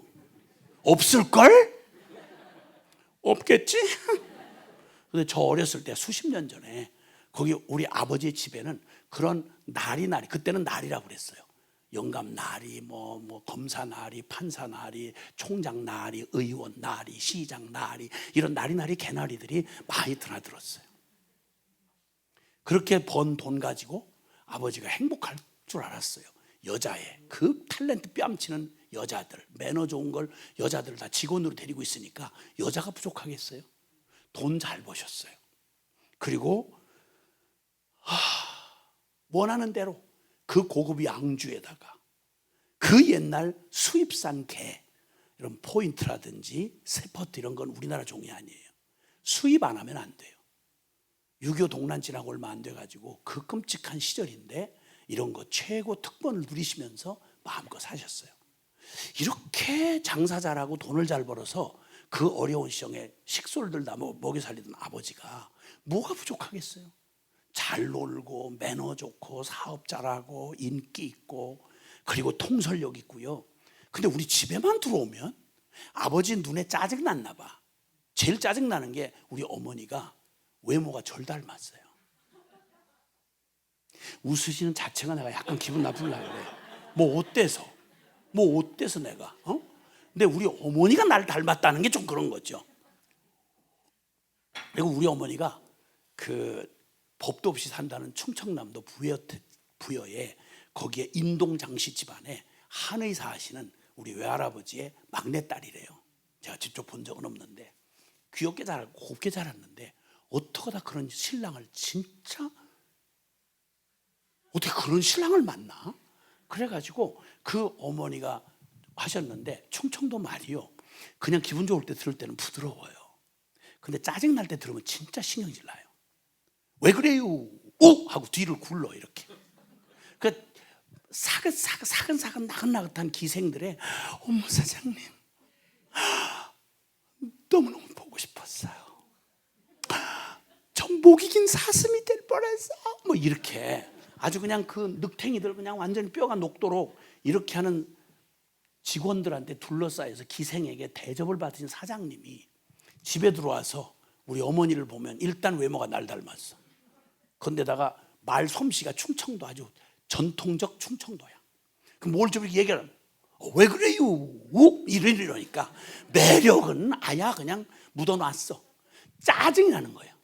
사업하면서 짜증이 난 신경질을 전부 가족에게 술 주정으로 풀어요. 밤 12시 5분 전 통행금지 되기 전에 딱 들어오셔서 술 다 깰 때 새벽 4시 5시까지 우리 가족들을 지옥 문 앞에 계속 지옥이 있단다 하면서 체험시켜 주셨어요. 저희 가족들에게 아버지 좋으신 분이죠. 아버지 덕에 다 누리고 살았죠. 그런데 저에게 남은 아버지 상은 언제 저 아버지 숨이 끊어지나 이렇게 간절히 바랬어요. 그 좋은 아버지 입장에서 보면 그 식솔을 데리고 일제 때 6.25 때 그 한국의 그 50년대 60년대 그 기가 막힌 비극적인 시대를 몸부서지게 일해서 가족들 다 먹여 살렸어요. 딱 한 가지, 아버지의 그 폭력 조절이 안 되는 폭력, 술 주정. 야, 요 마음 하나만 돌렸더라면 우리는 그 끔찍한 지옥 같은 시간이 정말 행복했을 텐데. 근데 딱 한 가지 이유는 딱 하나예요. 시대고 나발이고 돈이고 아니라 우리 아버지 마음 하나만 바꿀 수 있었더라면 이 끔찍했던 우리의 모든 과거가 정말 행복했을 텐데, 여러분 모든 걸 다 동원해도 우리 아버지의 마음을 바꿀 수가 없었어요. 심지어는 돌아가신 날까지. 저 중학교 2학년 때 우리 가족들을 완전히 주민등록금 뒷골목에다 내던져 놓으시고 인생의 회의를 느낀 아버지가 여자고 돈이고 뭐 쾌락이 다 싫은 거야. 완전히 자기 자신을 거의 막 준자살 비슷하게 자기를 내던지시고 비참한 모습으로 돌아가셔서 저 중학교 2학년 때 말입니다. 벽제 화장터에 준비도 안 된 그 어설프고 심란한 화장터 화구에다가 아버지 관을 밀어놓고 1시간 반이 넘도록 기름불로 와다닥 태우고 그 요란스럽게 살던 아버지가 뼈대기 몇 개 허옇게 남아가지고 재가 돼서 끌려 나오는데, 철침대 덜컹 하면서 끌려 나오는데, 그때 내가 교복 입고 와들와들 떨면서 그 뼈를 부셔가지고 까가지고 가루를 요렇게 요런 봉지에다 담아가지고, 야, 너 아버지야. 상주인 저한테 그 화려했던 아버지의 일생을 그걸 덜덜 떨면서 받았는데요. 아버지? 이게 아버지? 도대체 사람이 뭐지? 이렇게 되자고 사는 거야? 그 똑똑하고 실력 있고 돈 잘 벌고 놀기 잘하고 그 멋진 아버지가 결국 이거 남기자고 그런 거야? 그럼 내가 아무리 잘 돼도 아버지 꼴 날 텐데 이렇게 죽으려고 이렇게 난리를 치고 살아야 돼? 이걸 어디도 물을 데가 없었어요, 여러분. 그리고 사람 일을 포기한 인간 쓰레기들 사는 뒷골목에 저희 가족이 내던져져 가지고요, 야, 세상이 그렇게 무서울 수가 없는 거예요. 와, 누구나 다 고생하고 사셨겠지만 제게는 한 번도 연습해보지 않은 삶의 뒷골목에 내년 매냥 살인, 마약, 음란, 폭력, 술, 이게 그냥 일상일과가 된 뒷골목에서 매일 두드려 맞고 피가 나야 그날 밤이 하룻밤이 지나가는 이 끔찍한 세월이 죽어지질 않네. 근데 제가 고생한 건요, 지나가면 그까짓 지나가면 다 잊어버려요. 근데 지금도 생각하면 그때가 아찔한 게 뭐냐면, 내가 누구지? 왜 살지? 앞으로 사람들은 어떻게 되는 거지? 우리 아버지 꼴 나는 건가? 다 그렇게 나죠. 그런데 왜 사는지를 물어볼 데가 없는 거예요. 사람이 뭐예요? 왜 우리가 이렇게 살아야 돼요?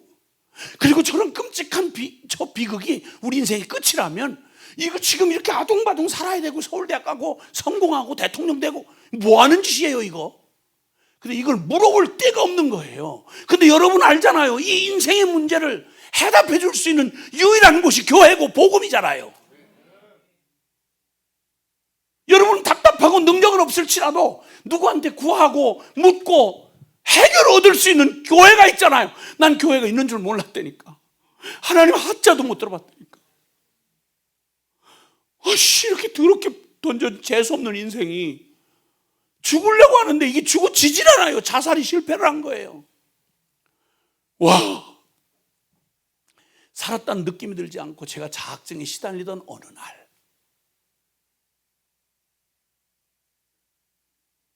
끝나지 않는 내 인생에 해답없는데 어디 가서 물을 데가 없어요. 그래서 난 지금도 뭐 노숙자다, 뭐 어떻게 어렵다, 뭐 한다 이런 분들에 대한 동정심보다요, 제가 그런 과정을 겪어본 사람이라 그런 동정심보다요, 제가 진짜 안타까운 사람. 그래서 내 자식들 다 선교사거든요. 복음 모른 채 인생이 어디서 와서 어디로 가며 이 인생의 문제를 묻고 해답을 얻고 도움을 구할 대상이 있다는 걸 들어도 못 본 나 같은 놈들, 이 영혼들에 대한 불쌍한 마음이 가장 불쌍한 사람들이 그 사람. 근데 이 불쌍한 사람 예배당 밖에만 있는 줄 알았더니 예배당 안에도 그득하더라고. 이게 무슨 모순이야 이게? 이게 무슨 모순이냐고. 주님 앞에서 그렇게 방황하던 제게 한 가지 분명한 거 있었어요. 우리 아버지 마음만 바꿀 수 있었더라면 그럼 이런 비극은 벌써 끝났겠죠. 그러니까 만약 우리 인간들에게 이 해답 없는 인생들에게 제일 큰 복음, 기쁜 소식이 있다면, 우리에게 진정 필요한 구원이 있다면 어떤 구원일까요?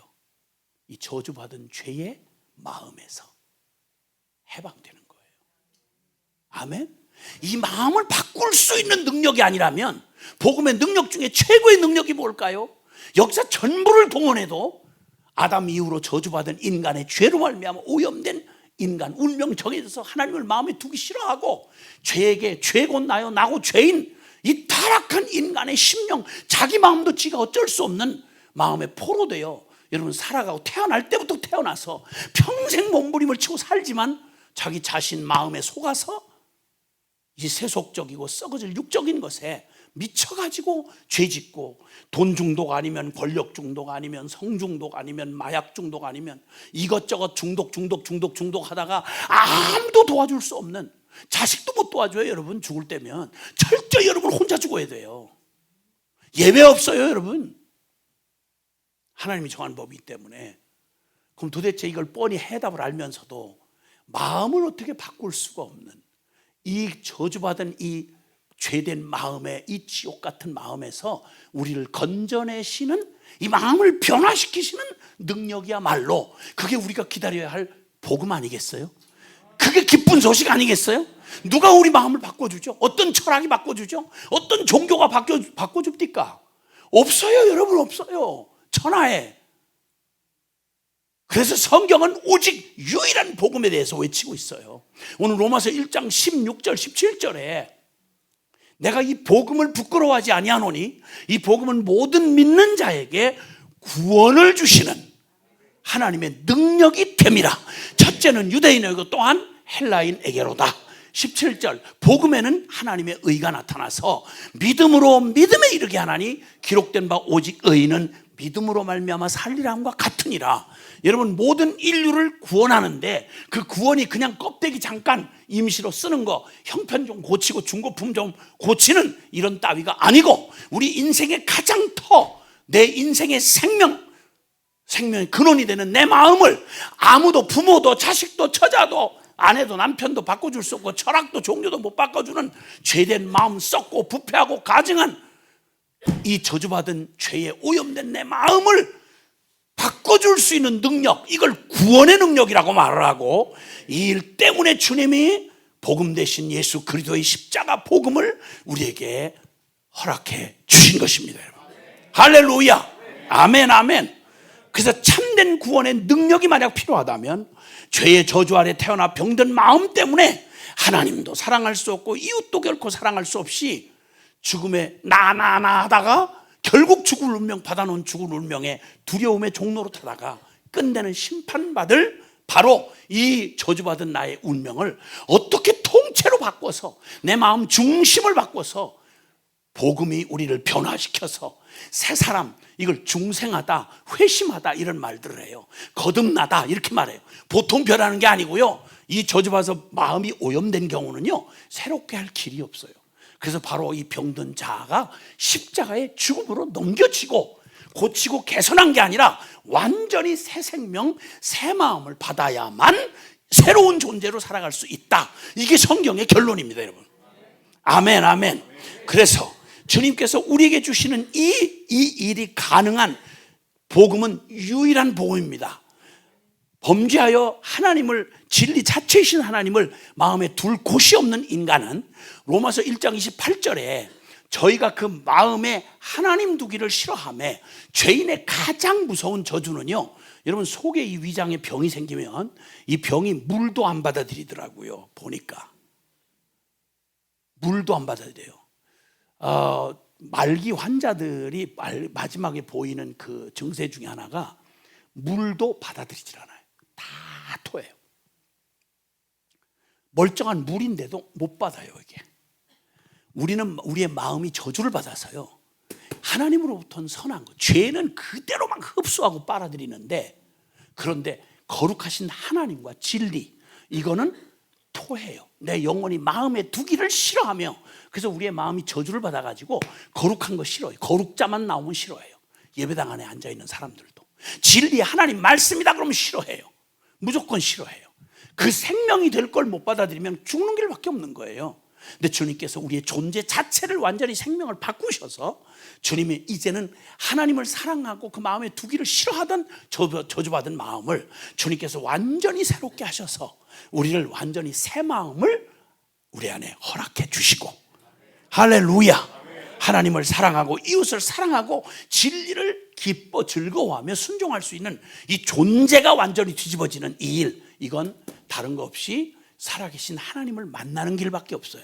그래서 요한복음 14장 6절에 여러분 잘 아시지만 예수께서 가라사대 내가 곧 올리, 이런 말입니다. 유일하게 오직이란 말이에요. 내가, 예수 그리스도가 내가 곧 길이요 진리요 생명이니 나로 말미암고는 아버지께로 올 자가 있다? 없다. 구원은 다른 길이 없어요. 요즘 신학이라는 이름으로 정통 교단 중에도 적지 않은 교회가 신학적 다양성 뭐 이런 걸 가지고 이상한 헛소리라는 기독교계에 빌붙어서 거기서 월급 받아 먹고 있는 불쌍한 인생들이 많아요. 예수 이름 팔아가지고. 여러분 절대 혼돈할 이유가 없고요, 신학적 다양성 좋아하시고 있네. 주접을 떨고 있네.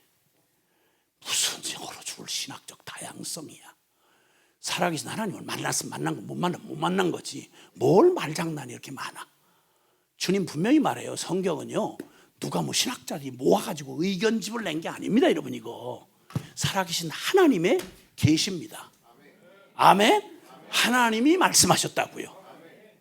천지를 무에서 유로 창조하신, 빛이 있으라 하시면 빛이 있게 된 바로 그 전능하신 주님의 말씀이 우리의 구원을 위해서 특별하게 우리에게 주어진 말씀이 바로 성경이다 이 말이에요. 할렐루야. 그래서 주님이 요한복음 14장 6절은 영원히 변하지 않는 예수님의 선언이에요. 아버지께로 올 자가 없다, 나가 아니고는. 예수 그리스도가 곧 길이요 진리요 생명이니 the way, the truth, 아멘, the life.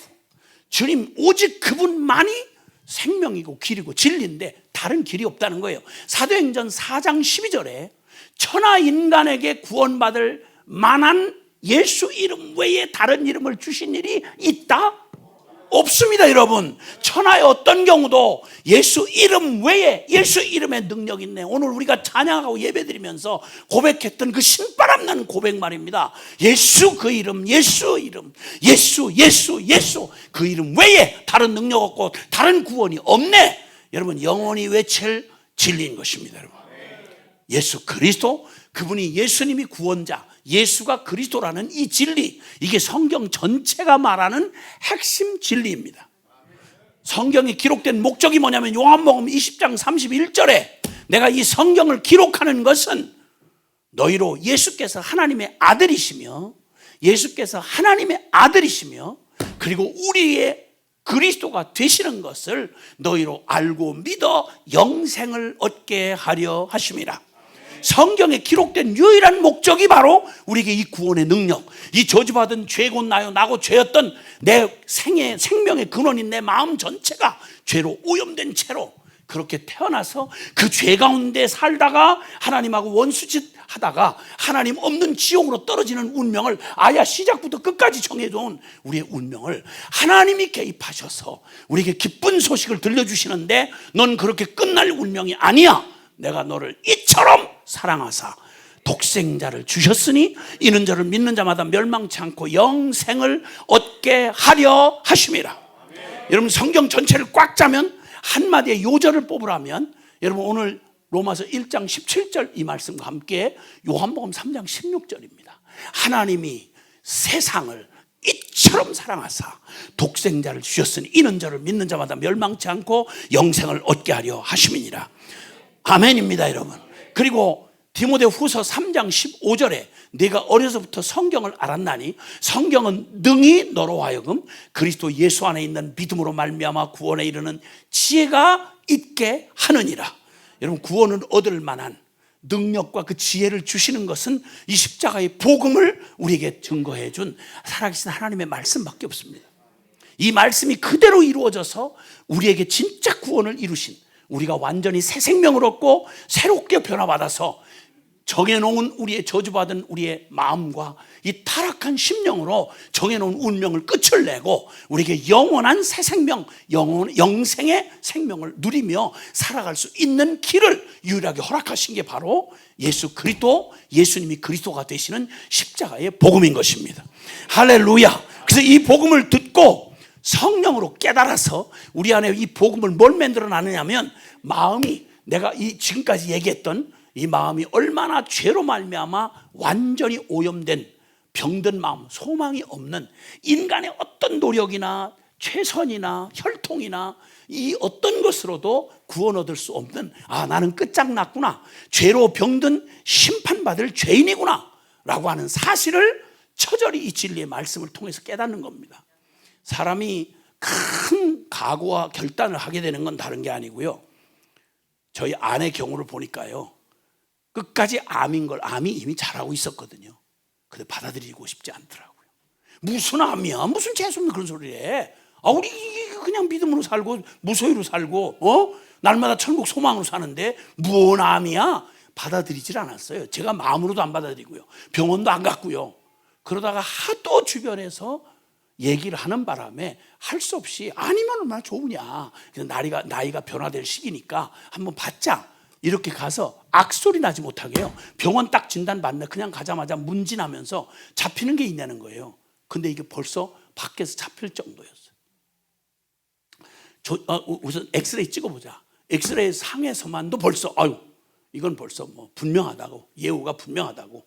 그리고 정밀 검사를 해보자. 그래서 조직 검사를 했어요. 1차 수술하는 거더라고요. 조직 검사를 하고 그 다음 결론을 받으러 갔는데, 조직 검사 결과, 조직의 결론, 그 결과, 검사의 결과, 실제 증거물 하고 전문가의 최종 확정, 암 몇 기입니다. 생존 확률 50대 50입니다. 듣는 순간요, 버티고 자시고 뭐 느낌 얘기할 게 없이 무릎이 턱 꺾이면서 죽었구나. 여러분은 언제 한번 이 복음을 들으시면서 교회 신앙생활을 이렇게 저렇게 체험도 하시고 여기까지 오셨을 텐데, 언제 여러분 자신이, 나 자신에 대해서 이렇게 육체의 암 선고만 받아도요, 인간 의지가 무릎이 턱 꺾이더라고요. 근데 이 두려운 나의 존재, 지금부터 영원까지 내 존재의 심령의 마음이 복음의 빛을 받아가지고 내가 얼마나 소망 없는 죄인인지, 내가 얼마나 끔찍하게 속고, 나 자신에게 속고 살아온 병든 자아의 병든 마음을 가지고 있는 존재인지, 결론이 뻔히 정해져 있는 운명, 생, 노, 병, 사, 그리고 고작 해봤자 도토리 기대기 하듯이 하지만 내 운명 내가 알잖아요. 얼마나 비참한지. 근데 사람끼리 육체만 봐도 그런데 살아계신 하나님 앞에서 내 존재가, 내 영적인 존재가, 내 심령이 진찰을 딱 받고 났는데 성경이 말하기를 의인 없나니 하나도 없다. 로마서 3장 9절에 이미 우리가 말하였거니와 유대인이나 이방인이나 다 죄 아래 있다고 이미 선언하였느니라. 여러분, 이 끔찍한, 너의 마음은 만물보다 심히 부패하고 썩어 거짓된 것이 인간의 마음이라 누가 능히 이를 알리오마는, 여러분, 음란과 부정과 사욕과 악한 정욕과 자축으로 가득 찬 내 마음의 심령이 하나님의 말씀에 비추어서 딱 드러난 순간 나 끝났구나. 여러분, 이렇게 난 다른 희망이 없네. 목살이든 장로 딸이든 3대 4대 모태신앙이든 난 이제 소망 없네. 여러분, 이런 자신의 실존을 정확하게 진리로 진단받아서 여러분 마음의 사형선고처럼 나 이제 하나님의 전적인 은혜, 하나님 편에서 나를 해주시지 않으면 소망이 없네, 이걸 느꼈던 때가 언제십니까? 침례교는 특히나 여타의 다른 기성교단과 달리 침례를 무척 강조하시는 걸로 알고 있습니다. 침례 무슨 의미로 받으셨죠? 물 안에 잠긴다는 말이 뭐를 의미하냐면 나는 이미 하나님의 심판받아 죽은 놈이에요, 그 말이에요. 이걸 받아들이지 않고 복음은 절대, 십자가의 복음은 내게 복음이 될 수가 없어요. 그냥 예배당을 왔다 갔다 하고 직분을 받고 신학을 하고 별짓 다 해도 이 복음은 그냥 늘 하나의 좋은 얘기 중에 하나예요. 종교 중에 하나, 좀 수준 높은 종교 중에 하나예요. 가장 미친 거예요, 이거 여러분. 근데 여러분, 언제 남에게 대답하기 위해서가 아니라, 여러분 직분이 뭐냐, 어떤 배경을 가지고 있냐 묻는 게 아니라, 여러분이 알잖아요. 나는 끝났네, 난 틀렸네, 무릎이 턱 꺾이고 난 소망이 없네. 그래서 그냥 하나님만, 처분만 바라보고 불쌍한, 시키는 대로 하게 되더라고요. 암 선고를 딱 받고 나니까요, 의사가 시키는 대로 하게 되더라고요. 뭐 자존심이고 나발이고 뭐 형편이고 따질 게 없더라고요. 당장 수술합니다. 전체 절제입니다. 항암은 살 때까지 해보는 겁니다. 확률은 없습니다. 뭐라고 해도 여러분, 맨정신에는 여러분 수술실 못 들어가요. 죽었다가 마지막이 될 텐데, 아이들이 바들바들 그 수술에 일어난 사후의 문제를 다시 문제 안 삼겠습니다. 사인 받는데 큰 성인이 된 자식이 바들바들 떨면서, 저 없을 때 수술 받았거든요. 바들바들 떨면서 눈물이 앞을. 여러분, 언제 여러분 자신이 하나님 앞에 진찰받으면서 내가 그래도 누군데 이러던 거 다 오만하던 그거 다 침례받는 자리에 들어가듯이 난 영원히 지옥받을, 머리끝부터 발끝까지 나는 의로운 게 요만큼도 없고 나의 어떤 공로로도 구원받을 수 없다는 걸 이제야 압니다. 하나님, 절 좀 버리지 마세요. 저 좀 구원해 주세요. 그게 무슨 방법입니까? 너희에게서 나오는 게 아니야. 너희는 가만히 있어. 너희는 안 돼. 내가 이제 직접 하리라. 어떻게 하는가 했더니 내 이름표 달고 당신의 자식을 보내셔서 내가 당해야 할 모든 일을 전부, 빚을 전부 다 아들에게 들러 씌우시고, 그리고 십자가에 뻘거벗겼어.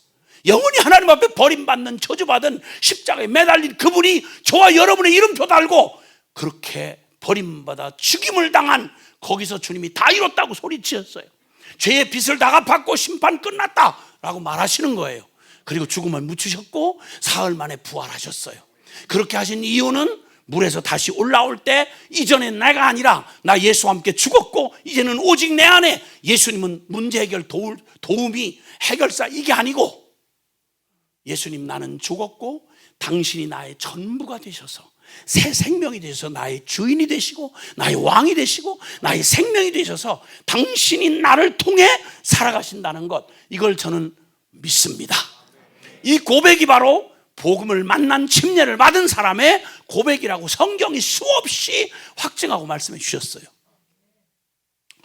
제가 자란 기성교회, 저는 장로교 배경입니다. 예수님을 만나고 들어와서 가르쳐주는 그대로 믿었어요. 감격했고요. 그 후에 제가 알게 된 사실은 너무너무 깜짝 놀랐어요. 어떻게 이 분명하고 이 엄청난 복음을 농담만큼도 여기질 않고, 어떻게 그렇게 양심에 부딪히지도 않고, 어떻게 집사가 되고 장로가 됐는지 도대체 이해를 할 수가 없어요. 어떻게 신학교까지 나와서 어떻게 이걸 농담하듯이 이런 말을 하고 있는지, 그리고 아무 영향도 안 받고 딴 삶을 살아요. 하나님 없는 것처럼, 천국 없는 것처럼. 지가 결정하고 지 자존심 세우고 똑같은 세속의 그 썩은 가치에 똑같은 욕심내고 똑같이 이 짓을 하고 사는 이걸 모순이라고 느끼지도 못하고 폼 잡고 여기 예배당 안에서 새 싸움하고 인간끼리 벌리는 그 추접스러운 얘기가 예배당 안에 똑같이 세상이 그대로 들어와 있는 걸 보고 난 충격이 아닐 수가 없었어요.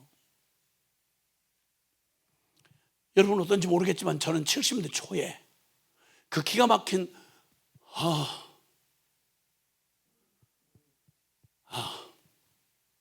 뒷골목에서 인간이길 포기한 사람들 속에서 자살도 성공이 안 되고 두려워 미치겠어요. 조폭이 될 수 있는 용기도 없고 날마다 두드려 맞아가면서 소망 없는 몸 팔고 자기 생명을 내고 주민등록증 살아가는 그 뒷골목에 그냥 내던져져 가지고 이 비참한 목숨이 끊어지질 않고 이어지는데 죽을 것만 같은 거예요.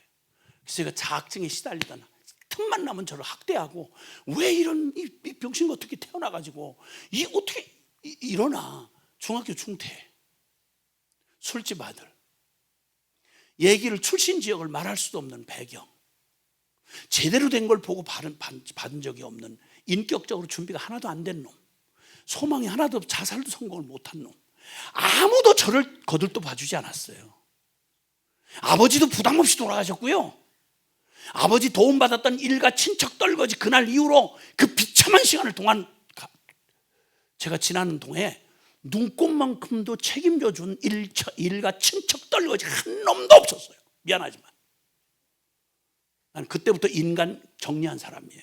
절대 안 믿어요. 사람 아버지 앞에 그렇게 알랑거리면서 밥부터 처먹던 인간들이, 야, 인간 여러분 쓸모 있을 때 여러분 곁에 사람 모이지요. 여러분 별 볼 일 없어지면 뭐 친척이구나 말이고 형제고. 그 자학증에 시달리던 어느 날 산 것 같지 않은, 살았으나 실상은 죽었어요.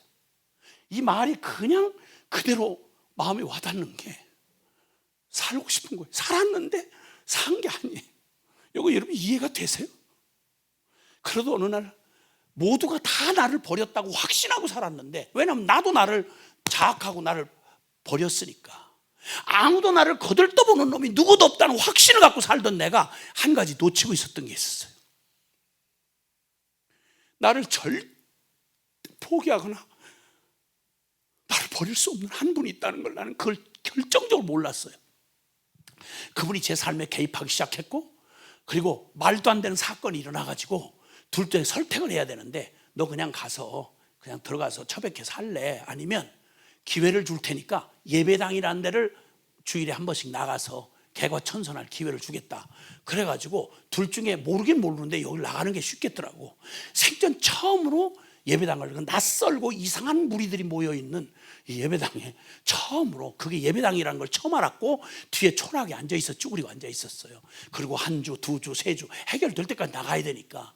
그러면서 생전 처음 들어본 이상한 얘기, 하나님이란 천지를 지은 신이 있다는 얘기, 사도신경으로 말하는데 전능하신 하나님을 겁대가리 없이 하나님 아버지라고 말하는 이상하고 괴이한 사람들, 그리고 제일 이상한 건 술을 안 먹고 맨정신에, 어떻게 이렇게 술을 안 먹고 맨정신에 모인 사람들이 여기 있을까? 난 술집 아들이라서 꼭 술이 알딸딸하게 들어간 사람들하고만 관계를 맺는 게 인간관계인 줄 알고 자라났는데, 술을 안 먹고 헛소리를 안 하더라고.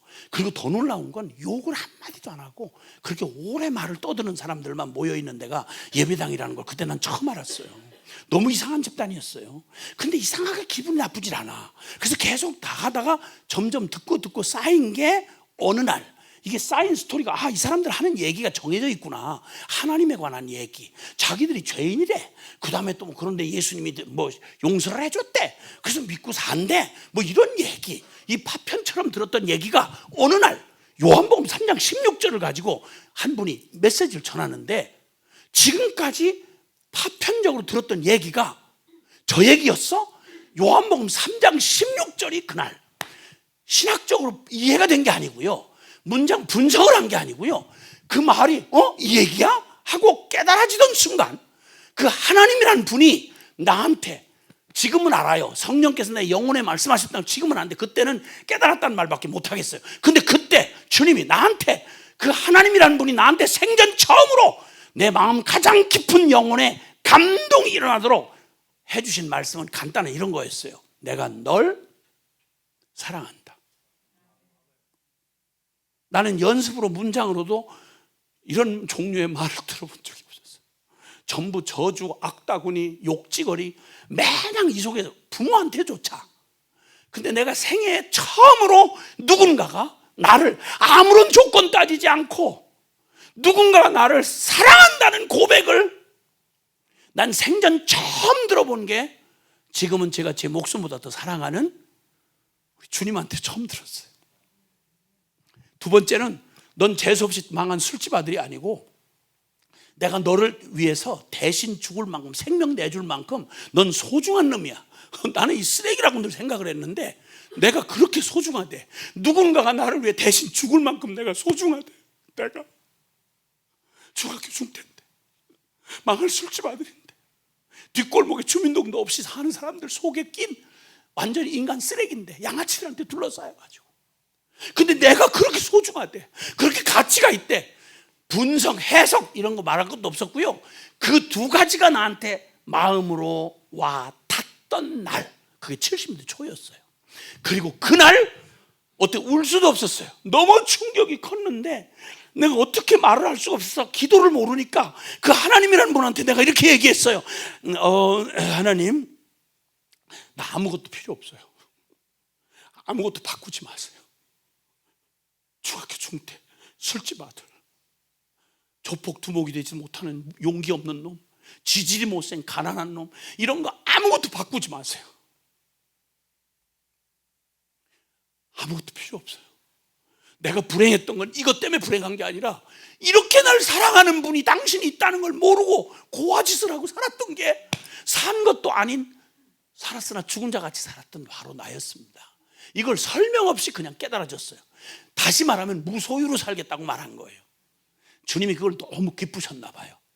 지금까지, 그날로 이후로 지금까지 현실적으로도 무소유예요.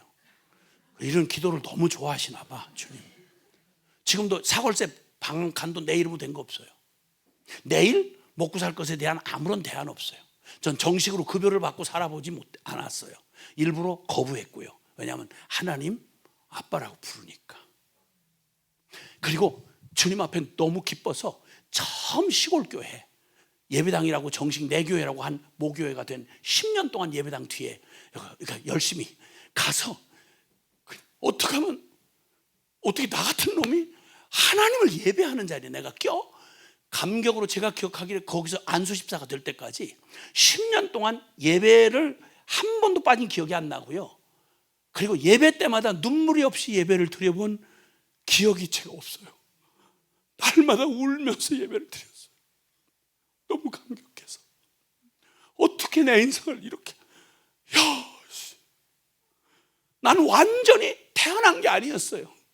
누구가 말한 것처럼 한 번도 깨어나 본 적이 없는 알처럼 그냥 알은 알인데 깨어나 본 적이 없는 알이었어요. 그러다가 십자가의 복음에 비답해 그게 깨지고 내가 나오던 날, 지금의 내가 태어난 거예요. 새 생명으로 태어난 거예요. 그리고 주님이 천국 빨리 보내달라고 난 진짜 말 그대로 믿었거든요. 그래서 천국 빨리 데려가야 되는데 천국을 안 데려가면서부터 역사가 복잡해 꼬이기 시작했어요. 웬 여자가 이 믿음 좋은 청년을 그냥 둘 리가 없잖아요. 그 여자가 하도 따라다니기 시작하니까 내가 너무 미안해서 결혼을 했어요. 결혼해야지 어떡해. 계속 따라다니는데. 그 결혼했는데 글쎄 주님이 애를 막, 그때 하나만 이상 낳으면 짐승 취급할 때예요. 박통 시절에. 근데 거기 애를 막 믿고 막 주시는데 애를 5을 주셨어요. 적어서 그러시죠? 적어요. 나도 적어. 그래서 충성 이인의 응답, 충성 많으니까 헷갈리네. 충성 이인의 찬송 응답 선교, 이게 우리 아이들 이름이에요. 이게 그 순간순간마다 주님이 나를 만나서 은혜 주신 게 다 이름이 됐어요. 그리고 아이들 낳는 쪽쪽 내가 만난 예수보다 더 놀라운 복음이 없기에 전부 선교사로 바쳤어요. 그리고 지금 모두가 다 현장 선교사예요. 그리고 우리 가족처럼 행복한 사람들은 없어요. 무소유예요. 사거리에서 방 한 칸도 없어요. 주민등록 등본을 떼보니까, 얼마 전에 떼보니까 평균 제가 2년에 한 번씩 이사를 다녔더라고요. 지금 또 살고 있는 데서 이번에 또 이사하기로 며칠 전에 결론을 냈어요. 그래서 또 어디론가 가야 돼요. 어딘지는 모르지만 가야 될 거예요. 나그네로 진짜 문자 그대로 살고 있어요. 너무 행복해요. 그리고 수많은 젊은이들을 만났어요. 사람 한 개인으로서 복음으로 사람을 만나는 일에는 저도 별로 그렇게 더 궁금하지 않아요.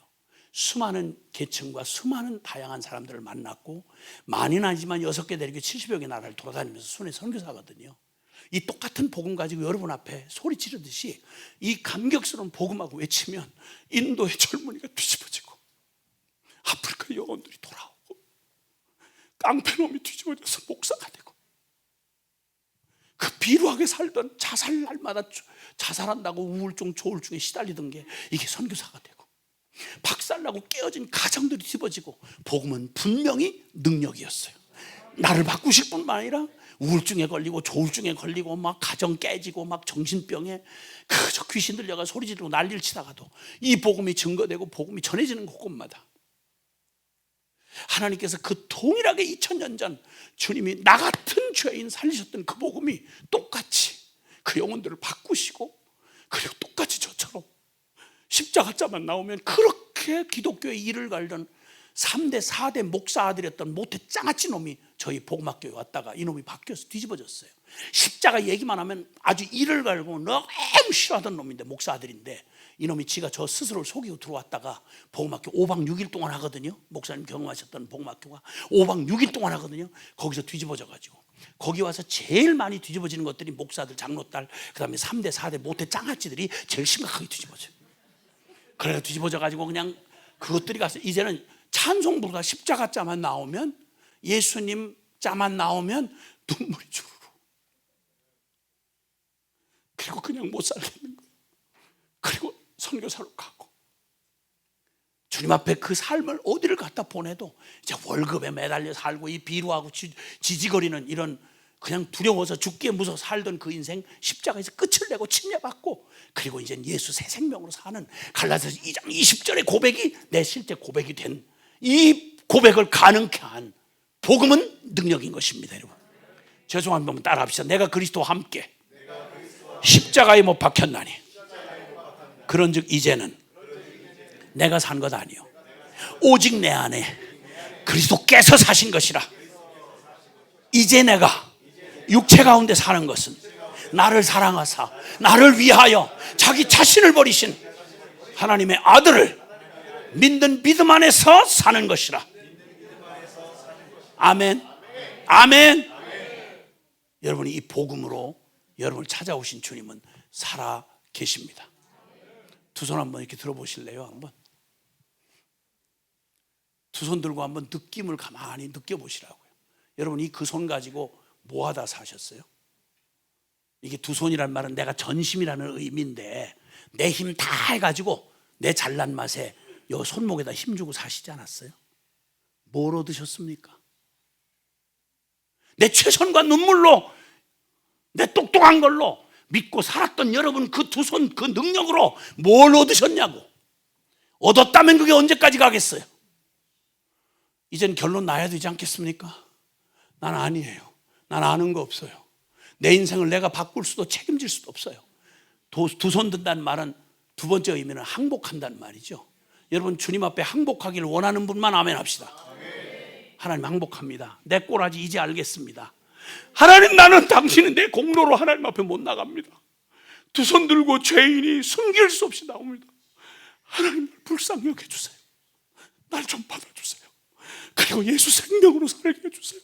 하루를 살다 죽어도 비참하게 죄에 질질 끌려다 죽는, 내가 나에게 속아 살다가 죽는 비참한 인생 되지 않게 하시고, 오 진리의 성령님, 이 십자가의 복음으로 예수 죽음, 내 죽음, 예수 부활, 내 부활, 이거 받아들여서 내가 아니라 내 안에 예수 사는 이 신기한 이 신앙의 삶을, 믿음의 삶을 오늘부터 제가 전심으로 걸어가겠습니다. 이렇게 대답하는 분만 아멘 합시다. 그리고 이 고백과 결단을 주님 앞에 드릴 때 우리 주여 간절히 한번 부르고 통성으로 기도합니다. 주여!